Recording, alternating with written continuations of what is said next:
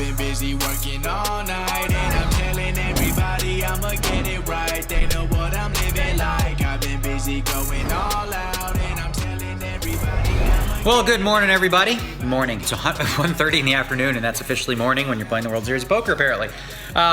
Today we have the $10,000 Pot Limit Omaha 8 or Better tournament. This is the first of its kind. They've done this at the $3,000 and $1,500 buy-in range, and they've been very, very popular and successul. So they're trying it out as a 10K, and I expect it to do pretty well. I mean, I think over 120, maybe even 200. Who knows? You know, I don't really know what it's going to look like, but could be a good one. But before we get to all that, let's talk business right now, because we've got important business to take care of.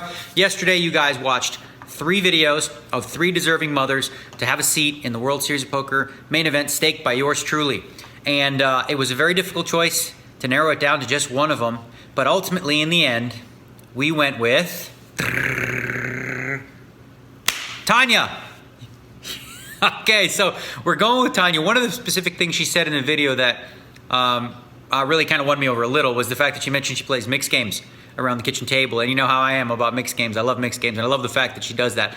She's a school teacher, well-deserving, seemed level-headed, ready to do this grind, like seems like a winner, you know, and I don't know, there's something about her. All 3 were deserving, as I said, but ultimately we went with Tanya to be one of the final 3, which we will narrow down daily. So we've got 3 more videos for you today. And again, I want you guys to give me some feedback in the comments down below. Tell me which one of these 3 following videos you'd like to see join Tanya in the finals for that World Series of Poker main event seat. So without further ado, let's take a look.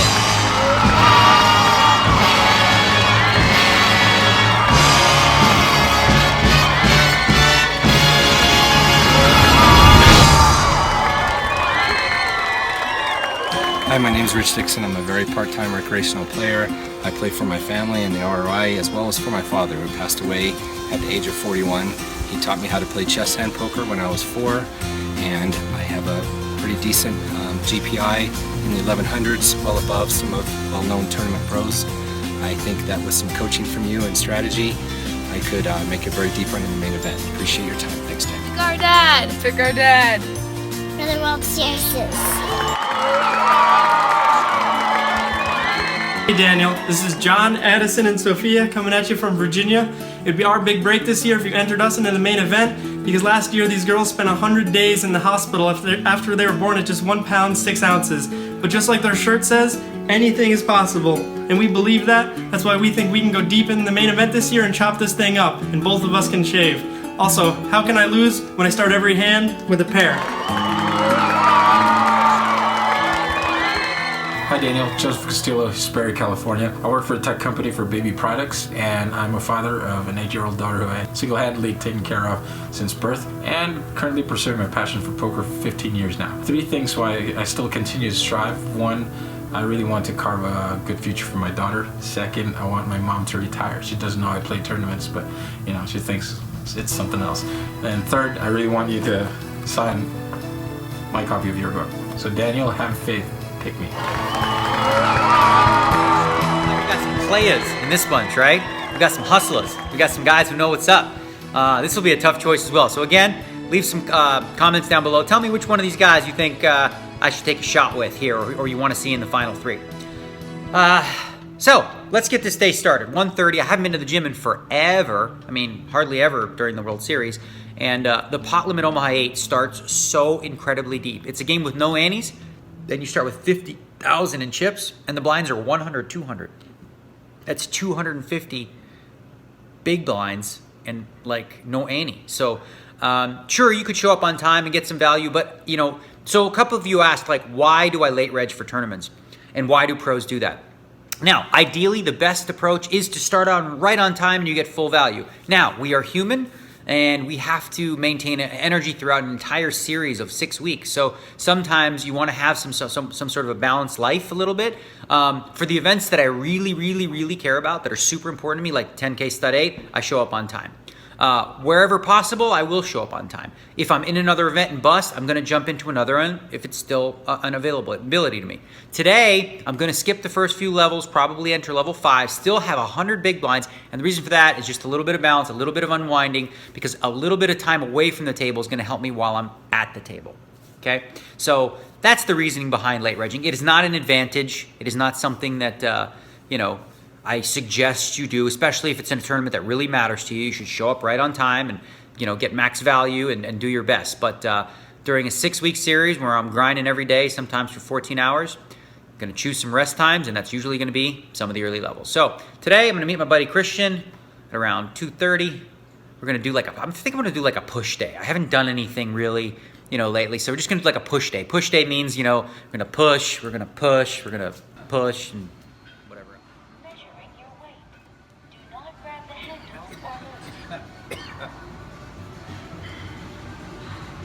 Weight measurement. Looks like we gained a little bit.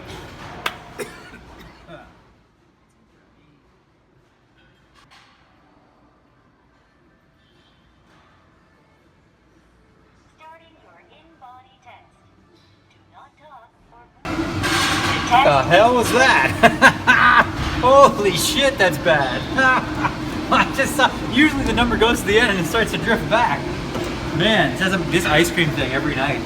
Every night when I go into my trailer to end the World Series, pound the ice cream and sugar.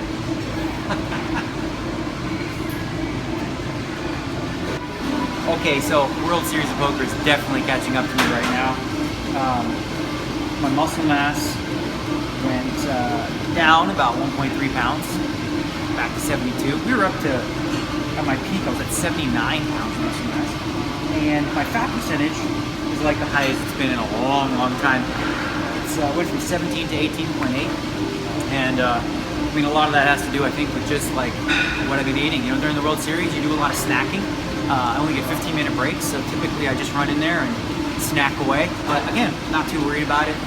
Frankly, for my age group, it says the ideal body fat percentage is 16 to 22%. I was at 15 when I was at my peak, but 18 is a little bit on the high side for me. I'll get back to 16 when World Series is over.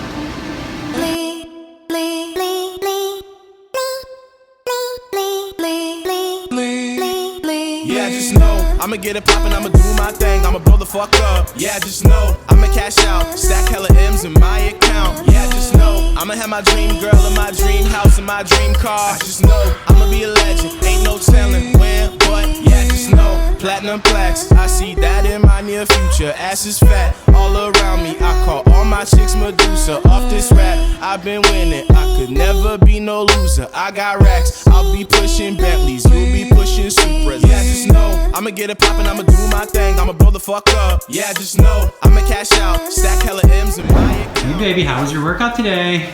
It was good. Yeah? Yeah. Feeling better? I feel a lot better. Good. Glad to hear it. Yeah. This book came in for you today. Okay, what's this all about? Well, check this out. Hey, hey, hey. Can't make this up. Life lessons from Kevin Hart. To Daniel, you are a pro and a gentleman and a scholar. Stop coming in second, third, and fourth and come in first, damn it. My book will help you. LMAO, 2017. Love you, man.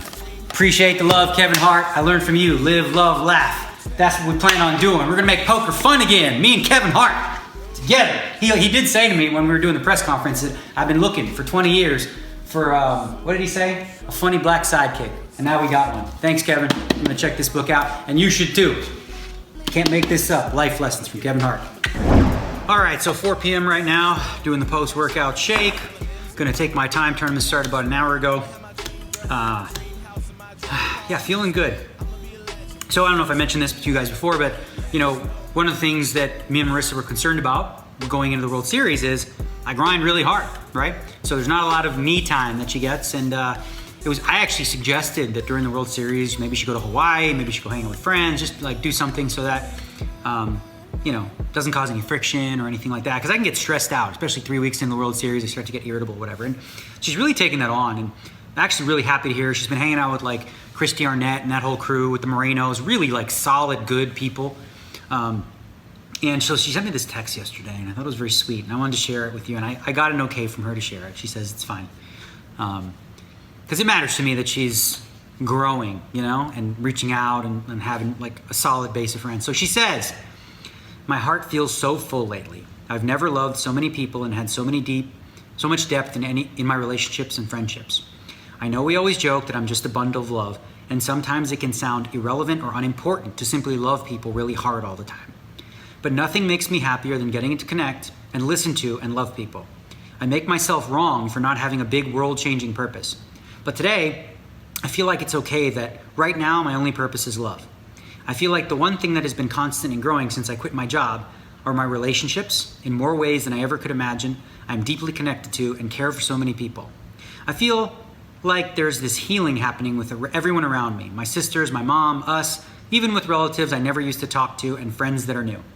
It's hard to put into words. I feel so loved and have so much love to share. So much that I feel like I need more places to put it, more people to give it to. I feel really grateful because none of this would have happened if it weren't for you loving me. You've completely changed the course of my life and of everyone I care about. I doubt you even know you were doing it. I tell you I love you a lot, but it's because I actually take the time to tell you how you because if I actually take the time to tell you how you really make me feel, or all the greatness I see in you, or how proud I am to be by your side, or the gift you are to literally everyone who knows you, or how I find every part of you, even the parts you think I'll reject or can't love, to be completely irresistible. All the words I could come up with would never be enough to express the love I really feel for you. My heart explodes with love for you in every single way. I hope you win today. Aww, that was really sweet. She's a much better texter than talker, I swear. She can write poetry and stuff. It kind of blows me away how good she is. So yeah, good news there. Things have been going really, really well. Part of my success and part of the reason I'm doing so well is because we've ironed out, how to make this work. Where, I'm in a relationship where she fully understands what I need in terms of support. And unfortunately for her, what that means in a lot of ways is I need space. I just need to stress out. I need to come home sometimes and be irritated because the pillow's in the wrong place. I need to come home sometimes and be annoyed that she's using my charger instead of her own charger. Get your own damn charger, right? Stupid stuff. But when you're at the World Series of Poker and you grind 14 hours a day, that stress happens, and she's handled it like a true champ. So thank you, Marissa. All right, so we just checked Poker News. It's 5 o'clock right now, and there's 120 people already signed up for the 10K, and that's a ton for a typical 10K championship event. So it's gonna be a big prize pool. Decided to get my button gear and get down there, maybe pick up some early chips. Also noticed Brock Parker's still in. Come on, Brock.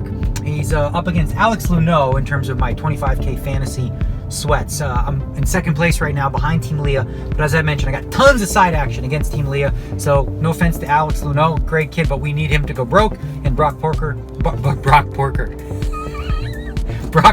to keep soaring. All right, one thing I want to talk about on the drive in. I was reading some of the contents. What's wrong with my English today? Comments in the YouTube section, and noticed, two of them actually were like, oh my God, watching these is so painful. How long are we gonna have to watch this for? And I thought to myself, oh my God, this poor guy. I asked, like, is the gun directly pointed to your head, to your face? Or is the tape that they've got, keeping your eyeballs open to force you to watch, is it like really tight so that you can't look away?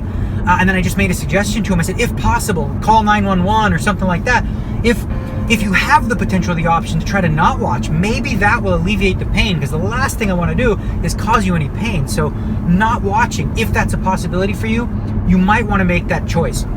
Which brought me to thinking about another sort of coaching tip, or perceptive way in which you can look at events in your life that, you feel like you have to do, right? What's one thing that you know that you have to do? Like, no choice, you have to do it, right? Let's come up with, I'll just give you a random example. How about pay taxes? You have to pay taxes, right? Okay, well, what happens if you don't pay your taxes? Well, then you're gonna go to jail. Okay, so what happens if you go to jail? Well, you're alone. Bad things can happen. You can get beat up. You suffer, Okay, so what you're telling me then is that you'd rather pay your taxes than go to jail and live sad and alone in a cell, okay? Notice that it's still a darn choice.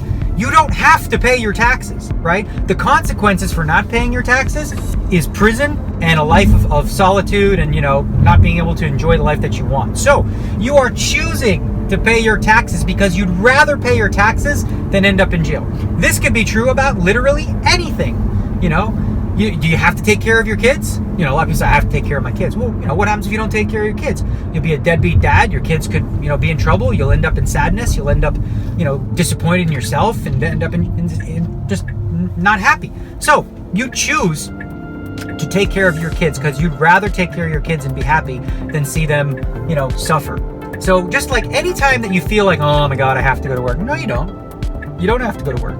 Remember why you're choosing to go to work rather than being on the street, homeless, selling your body for your next fix, if you will, if you want to go down that line, right? But you can break down literally anything. And if you go down that rabbit hole long enough, you'll realize that everything you do it because you're choosing it.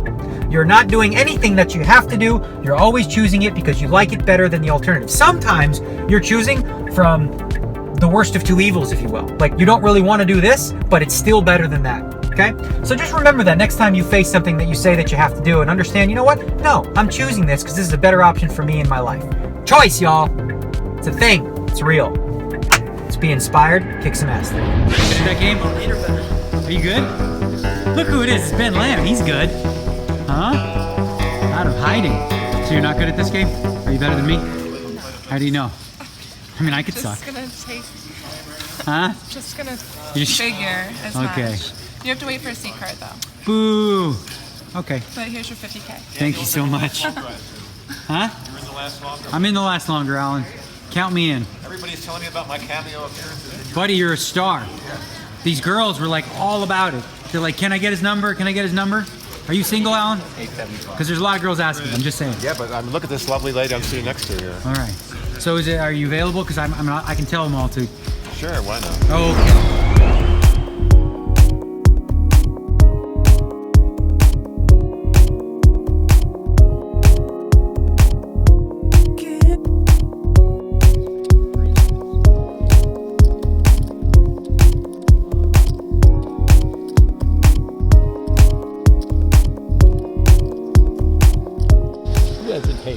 Only one person hasn't paid.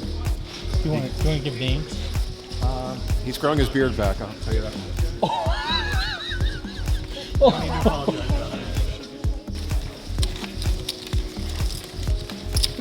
Communications. You want to do some communicating? Yeah. Okay. Go pay Alan for me. The 1K left. Best job ever. I've got something for you from Negreanu. Wow, finally the last deadbeat paid. Oh. Is it all there? I might have. Did you verify that, Al? Did I do my job? Yes, very good, thank you. He's confirmed it. Bring back the change. Yeah. The deal has been completed. All right, been here an hour and a half, and I got a hand breakdown for you already.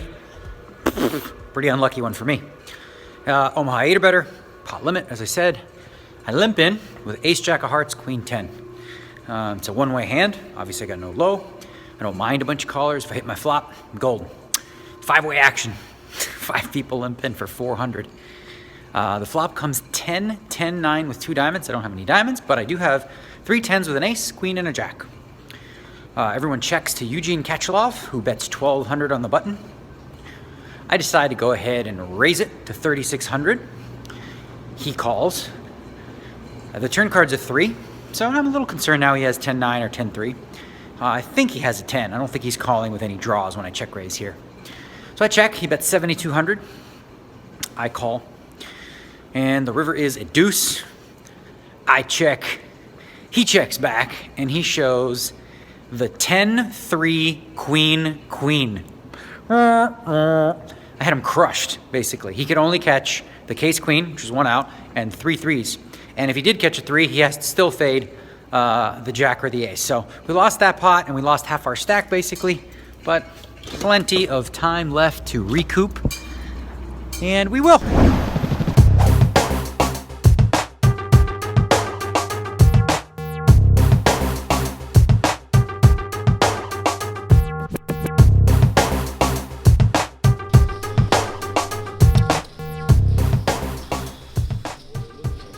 Lucky on the river.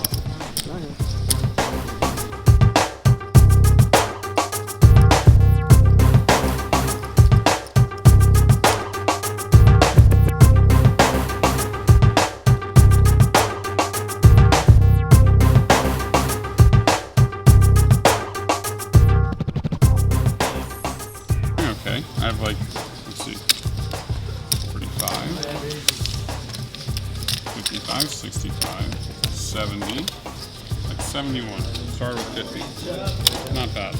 I had 80. Happens. So get this is a true story. I genuinely, this actually happened. I made him eat a pair of kings. Yes, you did. Plastic cards. There was a hand I was playing small with him, and I had ace 10, and he says, if you beat these 2 kings, I'll eat them. Yeah. So he had a few drinks. I called the 200. I made it 500 more. He says, I'm all in. I said, I call. Deal. I turned up the 2 kings. He turned up ace 10 off. So here come blanks. Come an ace on the turn.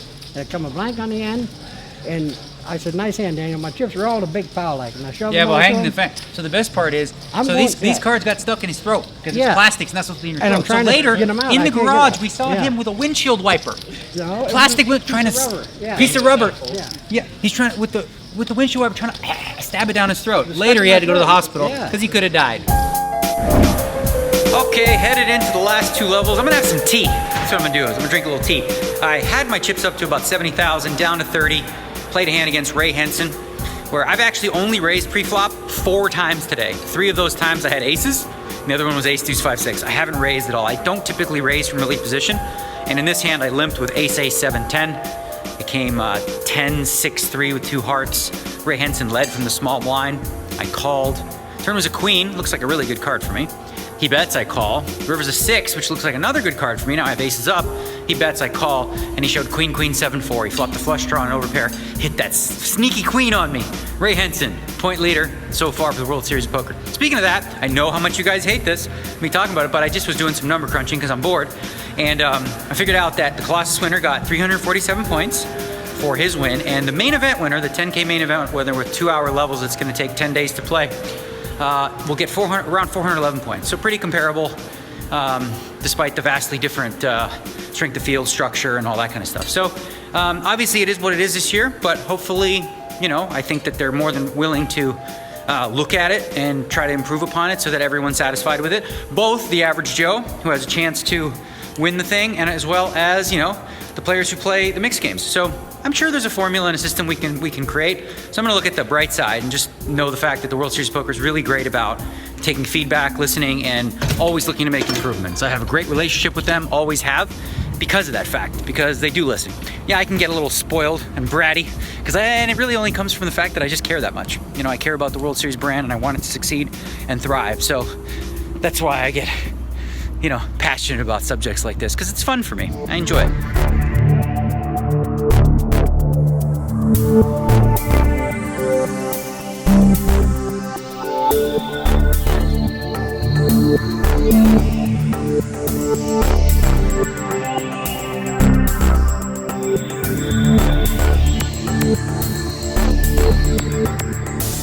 Boy, that last hand was something. I basically got it in. The term is drawing dead, or pretty close to dead. I had a hand where it was limped, and I limped with ace 4, 6, 9 double suited. And they all checked with Mike Sexton behind me, and it came 9, 7, 6 rainbow. I had 2 backdoor flush draws, right? Not just one. So I bet the flop hoping to take it. I bet the pot, because I only had like 19 left, and there's 8 in the pot, so I just bet pot with 9s and 6s and 2 backdoor flush draws and the ace 4 low, hoping to get just like some ace deuce, ace 3 hands to just fold, because I think they will. Mike calls, and then the first limper tanks for a while, and he calls as well. I'm like, oh, isn't it? Am I dead or what? Well, the turn is an ace of spades. I don't have spades. First player checks. I have 11-6 left. Now I have aces, 9s, and 6s. I'm pretty dead, but I don't see any folds here, so I just bet it. Mike calls. He's got the 8-10 Jack Queen for the straight, and the other guy calls with the ace deuce deuce Jack, and then the river is an 8. So I make a low with the 4, but I lose to the live deuce with the guy with the ace deuce deuce Jack. So hey y'all, cheers. So man, it's a little frustrating. I really didn't get many hands, or didn't connect with a lot of hands in this tournament. Just yeah, didn't go my way. You know, that's gonna happen. It hasn't happened a lot, right? These 10Ks, I've bagged pretty much every damn one going to day 2. So a little bit of an early night, 1 hour before bag and tag. Tomorrow, we may actually play some soccer, you know? I miss it. I miss playing 3 days a week. It's great, you know? It's a great way to sweat, have fun. Also, guys, don't forget, let me know again what you think, who I should be taking to, who I should be giving the main event seat to, and we're gonna reveal 3 more finalists again tomorrow, and then the winner later this week. So that's another day in the life of yours truly at the World Series of Poker. On to the next one, as they say. Hashtag on to the next one.